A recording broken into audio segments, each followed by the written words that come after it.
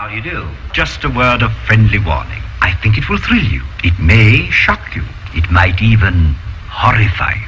So if any of you feel that you do not care to subject your nerves to such a strain, now is your chance to, well, we've warned you.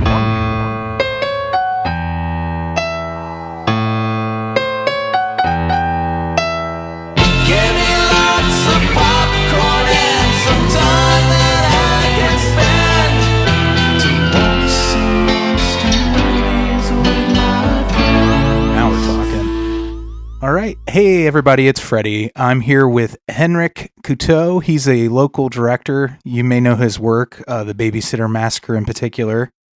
And you are working on a sequel to that as well, right?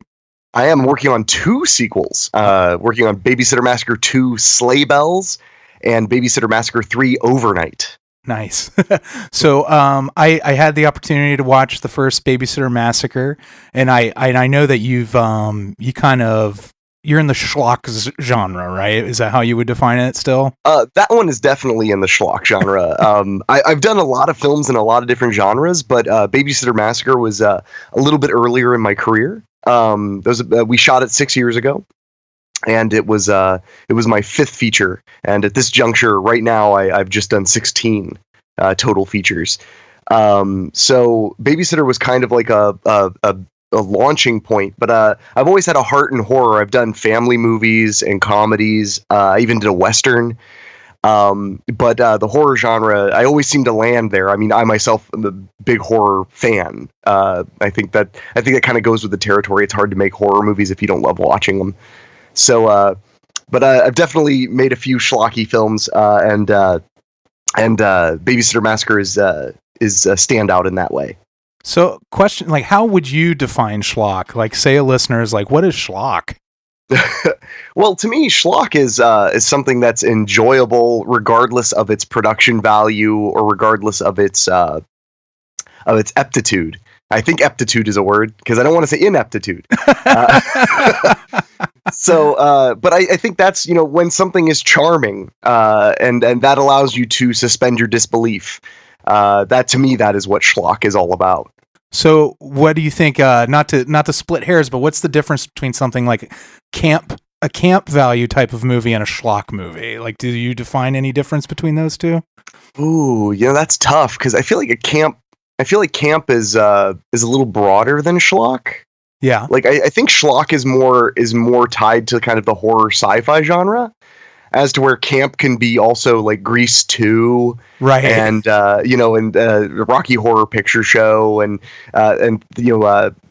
things like the Hedwig and the Angry Itch, things like that. So I think camp is just kind of a broad. I think schlock is probably a subset of camp. Now that I think about it, we just defined that for the world, you and me. You're welcome, world. So you've worked in Dayton, Ohio, right? Yes. Where has this been your center of operations the entire time you've been a filmmaker? Not the entire time. I was born and raised in Dayton, Ohio, and I lived in northern New Jersey for about 3 years, working at a production house and distributor.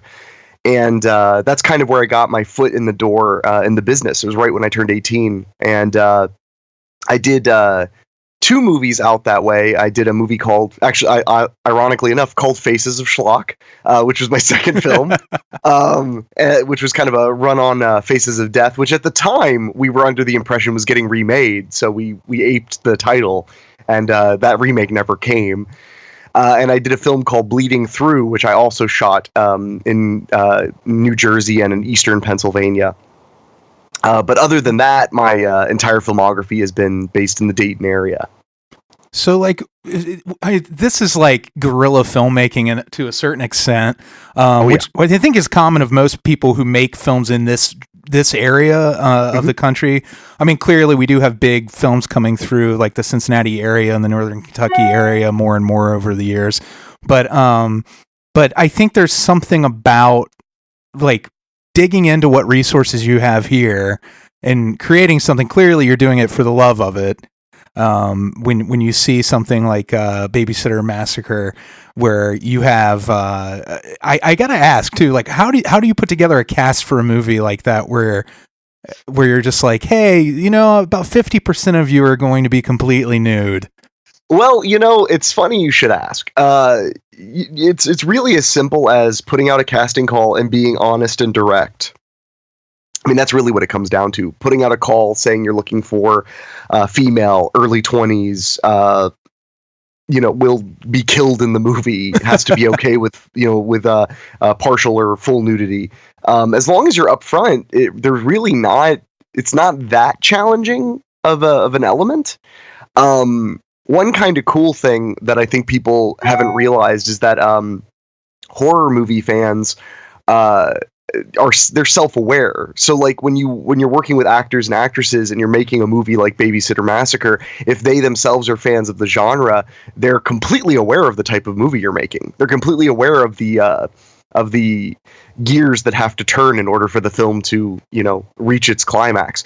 So you don't get a whole lot of questions. If somebody's comfortable with it, then they do it, and if they're not, then you find a role for them that fits.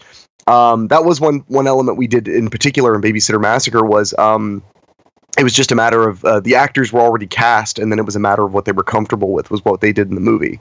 So we kind of tailored it to them. But I will say, I mean, I was very young and very determined in making that movie. I was barely 26 years old. And I really wanted to make a name for myself. It was my first film that I'd ever made that had distribution already in place before I started filming it. And I definitely packed that film with as many kills and as many naked women as I could possibly gather. There's no doubt about it. By the time that movie was over, I had killed nearly everyone I know in the film. I ran out of actors and started just calling friends and saying, will you come by on Sunday and die in this movie? So what was there any particular lesson? I mean, well, before I get into that, I kind of want to say, we're seeing the 40th anniversary of Halloween with the new movie and everything, the David Gordon Green version of Halloween to follow up to the original, where they ignore all those movies in the middle, which have a lot of those elements in them that were what got people to the theater, those like Friday the 13th style schlocky elements. Yeah. Is there like a lesson that you take away from making a movie in this genre where you are dealing with like so much like salacious content? Well, I can definitely tell you that the world changes. 6 years ago when I made Babysitter Massacre, it was very much a benefit to a film to be so salacious. And now it's actually a bit more to its detriment. There are a lot of content partners that don't want to touch films that have a lot of nudity or a lot of explicit violence. Because the world can change, in a matter of a few years. Just the world of video distribution. So... Yeah. It's very strange and it's hard to predict. You just kind of have to you have to roll with the punches. And every now and then you make a film or you make a project that you have a lot of trouble getting out into the world because of the changes in the world. I definitely, with, preparing Babysitter Massacre 2 and 3 for production, I'm definitely considering them to be more a product of their era, which is now, as opposed to the first one being a product of its era, which was 6 years ago.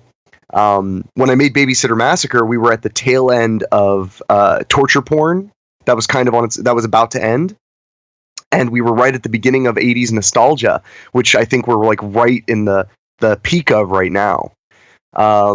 So I kind of tailor made it to those elements, if that makes sense. But I definitely learned that I learned that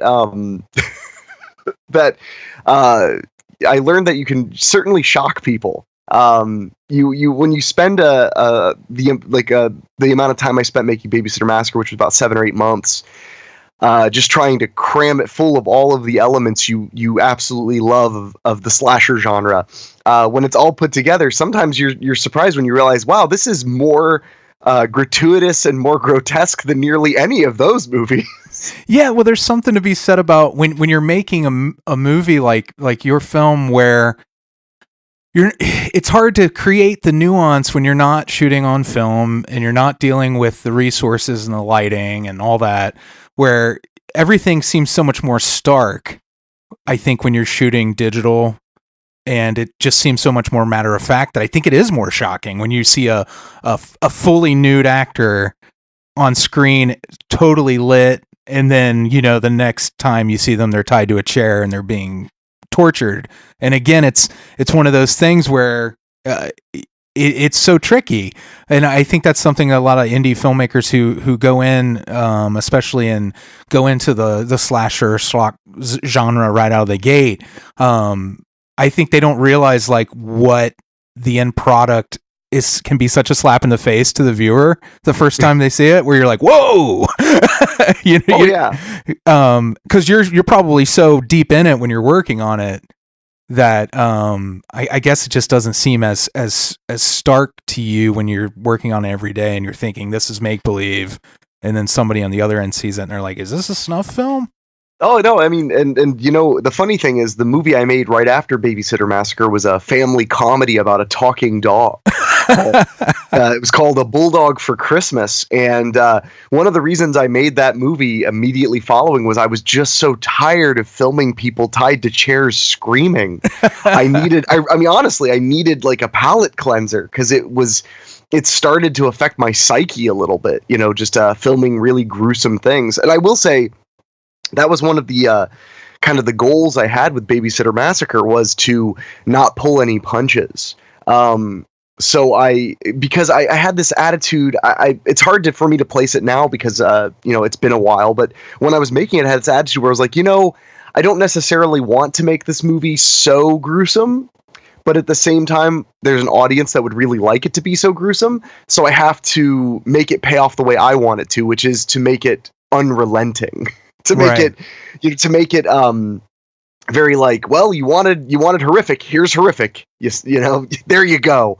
So there were in some ways it was almost in spite. You know, like the movie ends with like a really stark downer ending, and I had to do it. Like, it was what I envisioned the moment I embarked on making a movie called Babysitter Massacre, was that I wanted it to have some. I wanted to hit all of the right chords. I wanted it to be a horror movie, and I wanted it to have, you know, the nudity and the blood, but I also wanted it to have some interesting characters and some interesting dialogue scenes, and I wanted it to leave you with just a punch in the throat. Yeah, and you know what? You don't try to go silly or jokey with it, which, you know, I think a lot of people are tempted to when they're making this kind of movie, to force humor into it. Whereas, like, I could, you know, you can kind of see that you're going for something a little more unsettling, and you know, I can appreciate that. I was wondering too, like, besides film, like, do you have other medium you work in as an artist, or is film like your main focus? Film is my main focus, but I've worked in music for a few years as well, for about 7 or 8 years. I don't work in it as much now. About 4 years ago, film became my day job. So it's a lot more difficult to take time away from what used to be your hobby and is now how you pay your bills. Right. Yeah. Yeah. Much harder. That's a very nuanced dance. But I actually put out 2 albums playing ukulele rock and roll. Love it. And they were pretty fun albums. They're on iTunes and Bandcamp and all that, under my name. But I had a lot of fun doing that stuff. But I think that was all just kind of stuff I did in between movies, because movies have definitely been a deep obsession of mine. I mean, they still are, but they have been my entire life. One day I woke up and I was like, I think I'm just not going to stop making movies. I think I'm just going to always be making a movie, because that seems to be the only time that life is really the way I want it to be. So yeah, it's exciting to dive in on something and have a passion like that. But with the music, did that, because you write and direct your films, and when you think of, you're like, I'm the guy who created Babysitter Massacre, but I play a little ukulele when I'm doing my music. You know what I mean? Like I'm wondering like how much of your the artist in you coming from that type of music informed what you were going to make genre wise. You know what I mean? Oh yeah, well that's the wildest thing is to look back at work, especially the work I've written. I direct a mix of sometimes scripts I've written and sometimes ones I have not. But I wrote Babysitter Massacre, and I'm writing the sequels. When I look back, when I watch the film now, I'm much more aware of what was influencing the film than I was when I was doing it. And that film definitely had a very punk rock attitude. It had a very we're doing this F you kind of tongue out in the air kind of vibe going. And I'm glad that it did. I mean, that was where I was at that exact moment in my life. So it made sense. And that's the way the music was too. I was very just kind of middle finger behind me, doing whatever I wanted to do. You know, that time in your 20s when you're not really sure what you're going to do with yourself.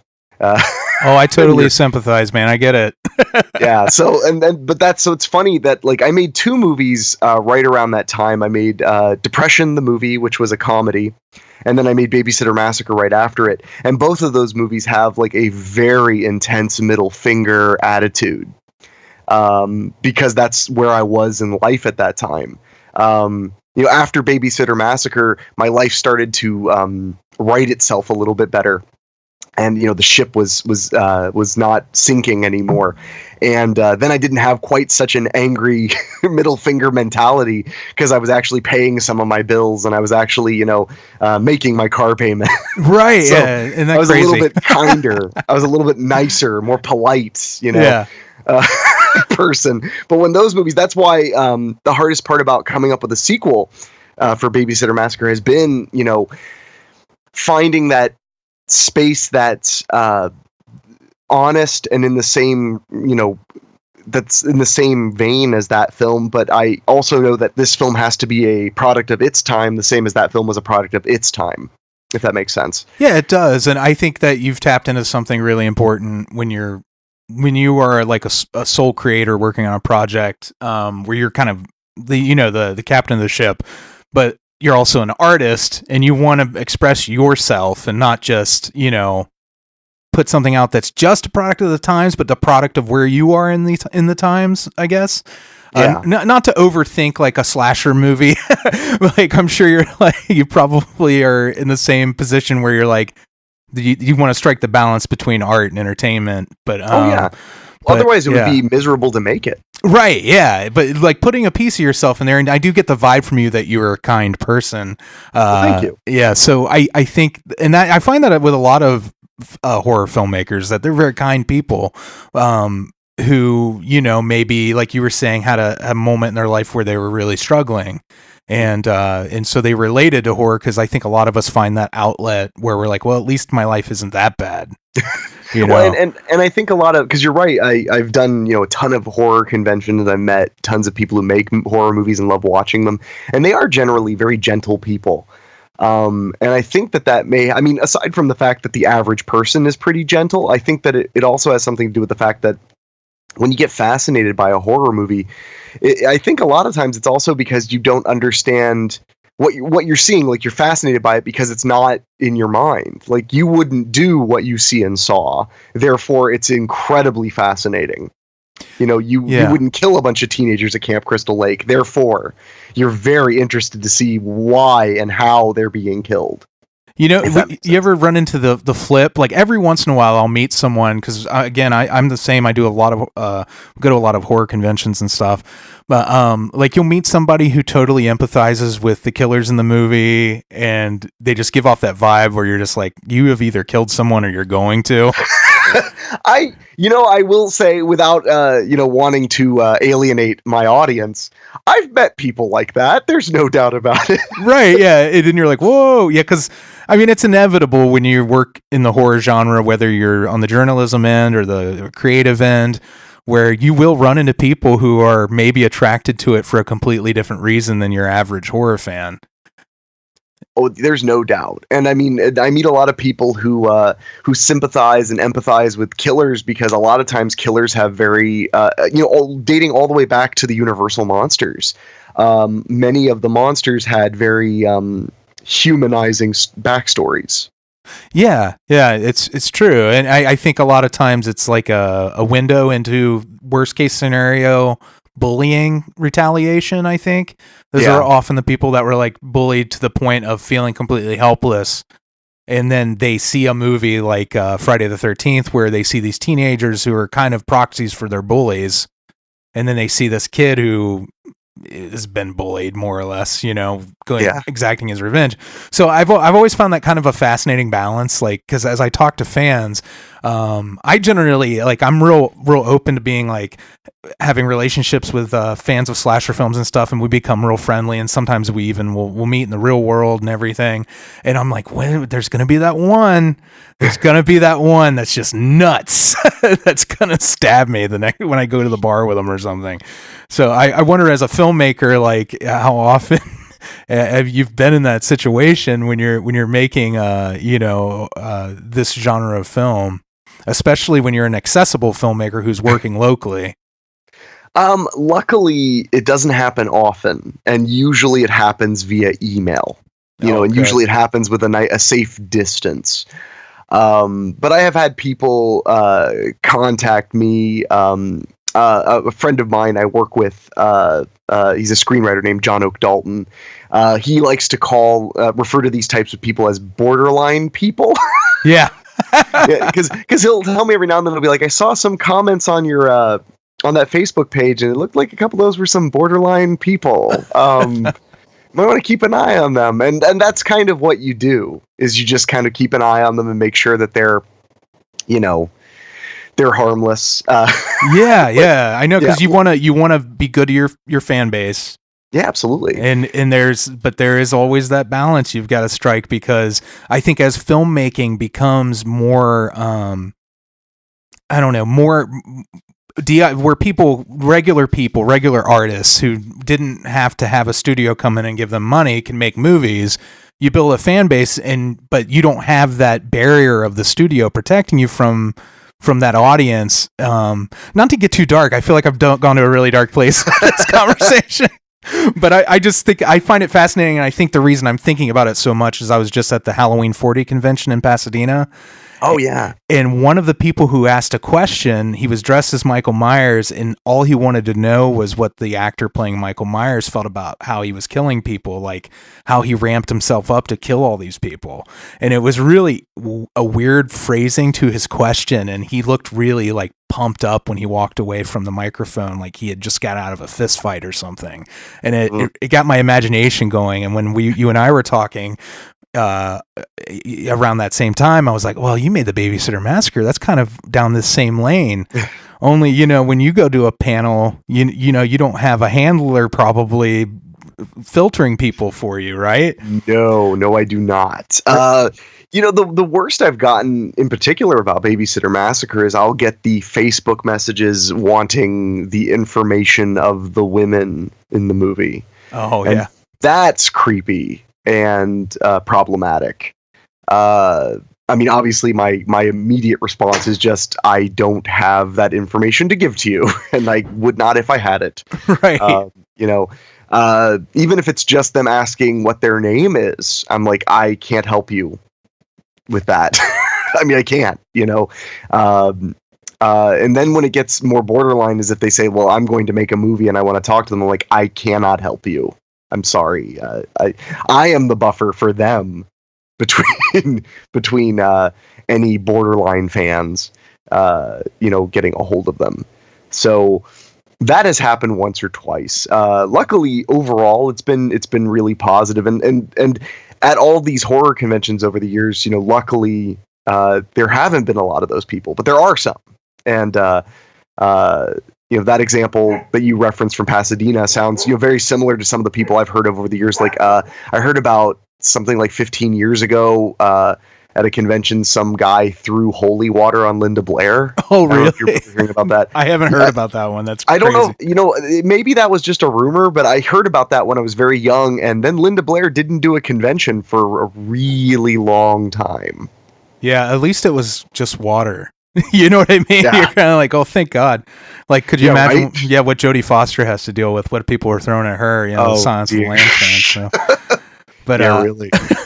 That's it's just it is funny to think about, because they are said it is uncommon. I think some people have, we talk about this a lot, like normal people, quote unquote, like have an impression of people who are really into horror films. And I think that impression comes from some of these one-off people who just, I don't know, they see something different in the genre than the rest of us do. And I always find that fascinating, especially specifically with the slasher portion of and the torture portion of the horror genre, more so than ghost movies or thrillers or supernatural movies. It's just a totally different fan base, I think. Oh, definitely. So you are funneling into making basically a trilogy now, right?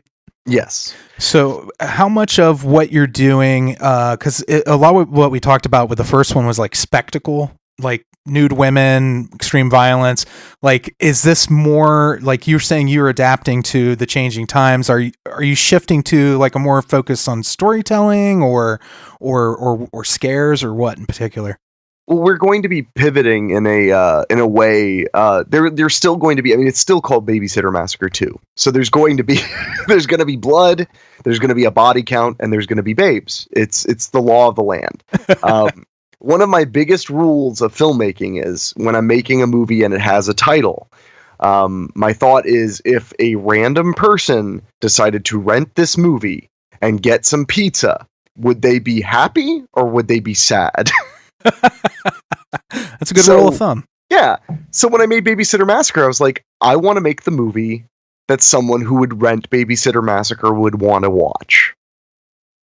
So with Babysitter Massacre 2, yes, we're going to gear a little bit away from the tons of gratuitous nudity and tons of blood, a little bit.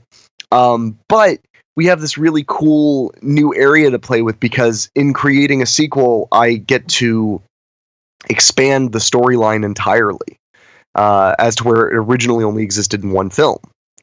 That's very exciting to me, getting to expand some characters' backstories, bring in a ton of new characters, obviously, because Babysitter Massacre does not leave a lot of people behind. Right, yeah. When it wraps up, it's pretty gruesome. So we get to bring in all these new people, expand the location. The fictitious town of Ray Falls, Ohio, which is where the film takes place in. We get to expand who lives there, what they do, who they are, and why more women are turning up dead on Christmas Eve.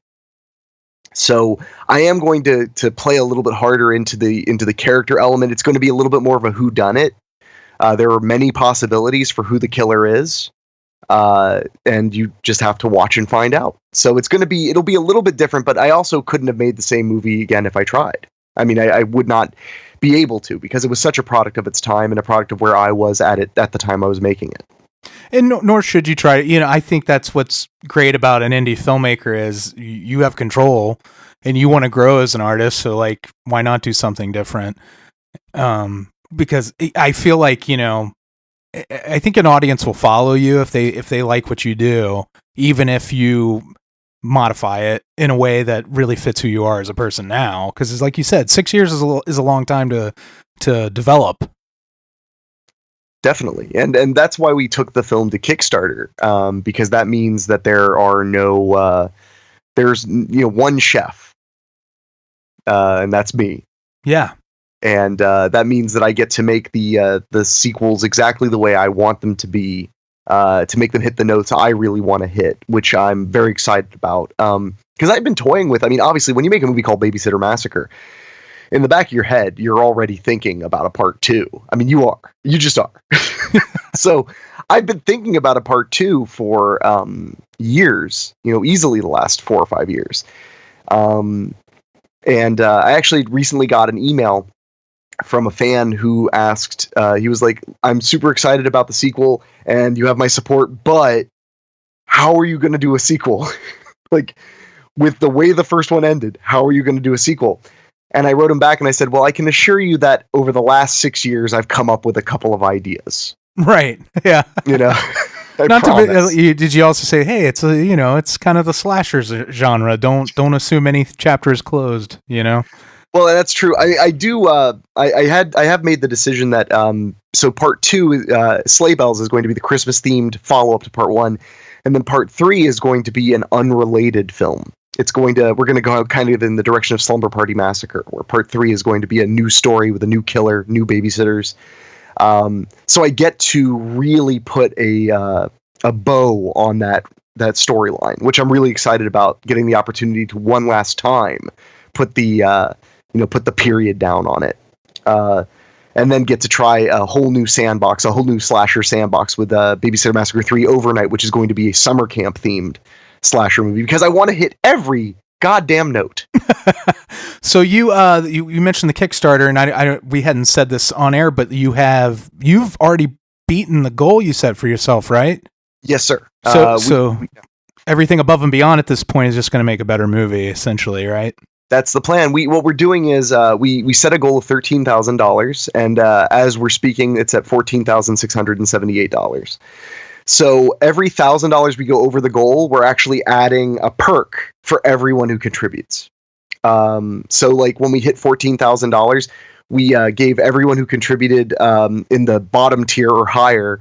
We gave everyone who contributed they're going to get a prequel comic book, which is going to have a Babysitter Massacre slasher story in comic form. Oh, that's courtesy fun. of Blood Scream Comics and Sparkle Comics, which is a comic book company based out of Dayton, Ohio. So, and when we reach 15,000, we're going to unleash another perk that everyone's going to get. I think that's the funnest way to do it, is that, instead of doing stretch goals where I've seen stretch goals where it's like, oh, we're going to unlock this thing you can buy. And I was like, well, so the more money we raise, the more money we can charge you. That's not fun. No, I like your approach. That's very cool. So I figure, because the bottom tier is $30, you can get a DVD Blu-ray combo of part 2 and a special thanks in the credits. So now, though, you get that and you get the comic book. Very cool. So, and everything up and up, you just get the comic book as well, which will be signed by myself and the cover art illustrator. So it's been really cool. We've been trickling up. We hit our initial goal in less than 10 days, and then we've been slowly trickling in more and more contributions. It ends on November 2nd. Great. So you hear that? Where do they just search Babysitter Massacre on Kickstarter, or what's They can do that, or they can go to my incredible domain name, which is helpmekillpeople.com. That's great. Yeah, all the promotional videos are about how I need help killing people. In fact, the Dayton Daily News, the first article they did about this, they said local man needs your help to kill babysitters, and I was like, that is the greatest headline I have ever seen in my life. That is fantastic. So, was there a babysitter in your life that left the impression on you that you were like, I'm going to make movies about babysitters? I wish. I so wish. I wish I had a good babysitter. I had the lamest. I had like a little old lady babysitter that my mom hired to take care of me. So I didn't have a cool like babysitter experience. But what I did have was a childhood of watching When a Stranger Calls and stuff like that. So that's that's the greatest. The old urban legend in the movie. Oh, yeah, he's calling from inside the house. The children. It's such a classic concept, and I guess it was I want to say it was one of the producers of Halloween was like, babysitters are sexy. We gotta. That sounds like Erwin Yablans to me. Yeah, I think it probably was, and just the whole concept of there's some sort of innate thing in men where we're like, we hear the word babysitter and we just kind of perk up. Well, I mean, the babysitters represent multiple taboos, because when you're a child, a babysitter is an older woman often. And when you're an adult hiring a babysitter, they're a younger woman. So it's like both taboos. That's a good point. It checks a lot of boxes. So, yeah. But what's funny is actually when I was developing Babysitter Massacre, I'm glad you mentioned it, because I think I may have mentioned this in public before, but when we were first developing it, I was going to call the film Babysitter Murders, which I knew was the original title of Halloween. Was there any particular reason you changed it? Well, it's like one of those hit me like a ton of bricks moments. I was just driving my car and all of a sudden I was like, massacre. Call it massacre. I like to think of you driving quietly and then just saying the word massacre to yourself out loud. Dude, that might have been how it happened because when I get alone, like one of the big benefits of doing all these cons is I drive all over creation. Like I'm this Wednesday I head out east to do Chiller Theater. And that's a nice 10-hour drive each way. And it really gives me time to think. I've legit been driving 9 hours alone in a car and an hour in been like, ooh, that'd be a good movie. What's the ending? And then like 4 hours later, I'm like, I got the ending. I got to call one of my writer buddies. Yeah. And like by the end of the drive, one of my writer friends is working on a new screenplay. Because I was like, we got to do this. So I wouldn't be surprised if I was sitting in the car, in silence or just lightly listening to Oingo Boingo and all of a sudden my eyes just got wide open. Massacre. Well, Babysitter Massacre, for all you fans of I'm just gonna say tits and gore. That was my big takeaway from the first one. It sounds like you're developing more of a complex storyline for the sequels, but I was like, wow, this is titillating. Yeah. Wildly enough, my mother loved the film. Oh, I thought she was not going to be much of a fan. I mean, I remember my mom was like, that is my favorite of yours. And I was like, really? I mean, it opens with a woman taking a bath and getting her fingernails pulled out, Mom. But you learn something new every day. And that day I learned something new about my mother. So she got a darkness in her.